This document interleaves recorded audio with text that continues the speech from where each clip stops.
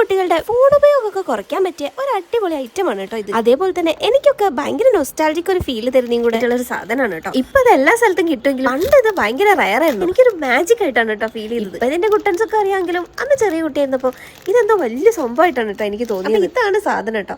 Design ruler എന്നൊക്കെയാണ് ഇപ്പത്തെ പേര്. ശരിക്കുള്ള പേര് എനിക്ക് അറിയില്ല കേട്ടോ.